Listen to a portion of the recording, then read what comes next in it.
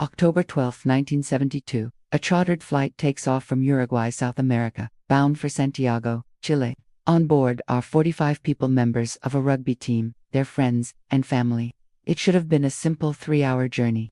But their path crosses the mighty Andes Mountains, the longest mountain range on Earth, home to some of the planet's most treacherous peaks. And on this trip, those beautiful mountains would become a deadly trap.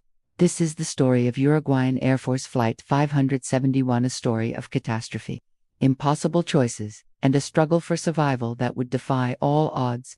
After a weather delay, the plane took off again on October 13. As it began its descent toward Santiago, still deep within the mountain passes, it hit severe turbulence and was swallowed by clouds.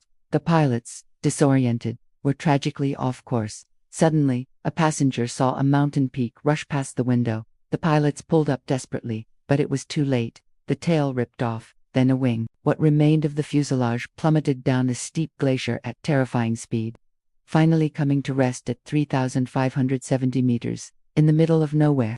Miraculously, of the 45 on board, 33 were still alive, but they were stranded in a frozen wasteland, grievously injured, with no idea that search teams had already called off the rescue. Using the shattered fuselage as shelter, the survivors faced sub-zero temperatures, injuries, and avalanche danger. They heard search planes but remained invisible against the snow. A transistor radio delivered the crushing news: the search had been called off. They were presumed dead. Hope was fading, and so were their meager food supplies: a few chocolate bars, some jam, a little wine. With no vegetation or wildlife, starvation became a grim reality.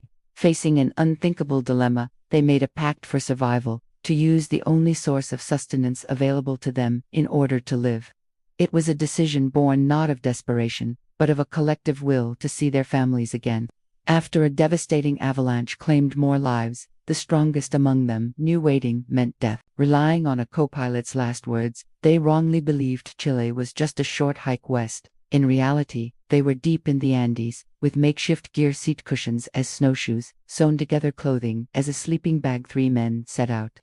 After a grueling climb to a peak, their hearts sank. Only endless mountains stretched before them. Yet, on the distant horizon, they spotted 2 peaks without snow that became their new goal.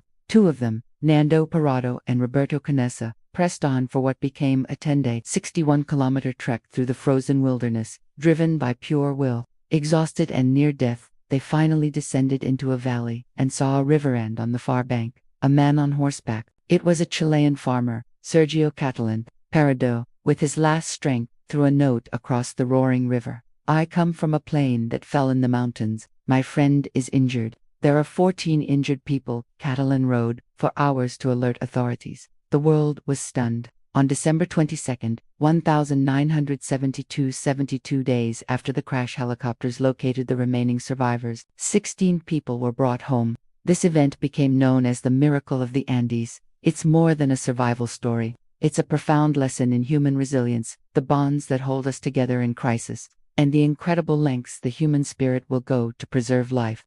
It reminds us that in our darkest moments, hope and perseverance can create paths where none seem to exist. What's the most incredible survival story you've heard? Let me know in the comments. If you want to dive deeper into stories of human endurance, check out my video on survival stories right here. And don't forget to like, subscribe, and hit the bell for more deep dives into history's most gripping tales. Thanks for watching.